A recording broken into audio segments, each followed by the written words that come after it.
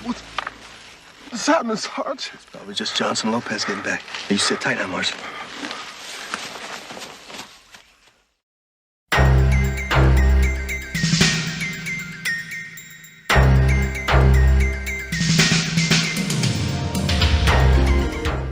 We are talking Tour of Duty episode 4 of season 2. This one once again directed by Edward Sherin. And this one stars Richard Brooks, who was also in one of my favourite Vietnam movies, which is pretty underrated, 84 Charlie Mopic. And he's a guest star in this particular episode as a soldier who is kind of suffering quite badly with shell shock ultimately and PTSD, where he sees a couple of his friends going to get killed in the field and ultimately can't kind of deal with it. And this obviously leads to him being kind of looked after by Dr. Seymour, played by Betsy Brandt. And this episode is primarily about the army wanting to essentially get these soldiers back in the kind of the field as kind of quickly as possible. And we have a kind of, you know, him being looked after and trying to kind of like get his kind of like state of mind back to a kind of a more stable place, but Anderson realizing that he simply isn't going to be able to go back in the field, or at least in any real capacity, and tries to kind of get him to by a few different means to stay off active duty. So that's your kind of your kind of like your A storyline here.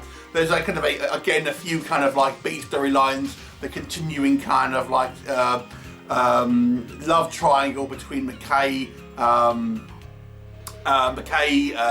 Goldman and Alex Devlin, and then in this episode Goldman inadvertently manages to save a hotel full of Vietnamese people when he in a drunken stupor.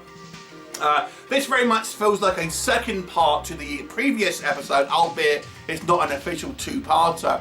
And again, I think solidifies Betsy Brandt, Jennifer Seymour as an interesting character. And I have to say, Brooks, who is the guest star of this one, I think does an excellent job here as a kind of a truly kind of troubled GI who is really torn between doing his duty and kind of being kind of scared to stand up to the kind of the top brass and things like that. So, and obviously, and then dealing with his kind of, you know, his kind of troubles mentally. We do get a slight kind of repair between the kind of the relationship between Anderson and Jennifer Seymour, as that kind of the betrayal of trust between the last kind of the episode. But the only issue again I have is Ruiz here, who is kind of going through these kind of mental kind of troubles himself. He kind of feels like he's a coward, and it just seemed like a little bit coincidental that this happened whilst we've just introduced the new psychiatrist character. I mean, I obviously understand this is a TV show and this is kind of how things happen, and it's just very much the story kind of needs to go, but it just seems a little bit coincidental.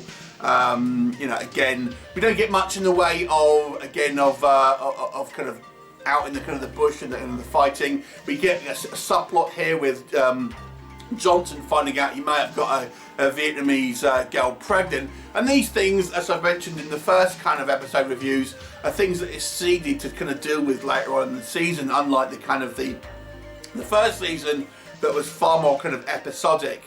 But this is the thing with this season. It is a lot more based on the kind of the inter-drama between our characters, and then dealing with the bureaucracy, for example, in the actual army itself. And then we deal with issues like kind of like PTSD and kind of more social issues as the kind of the series kind of goes on.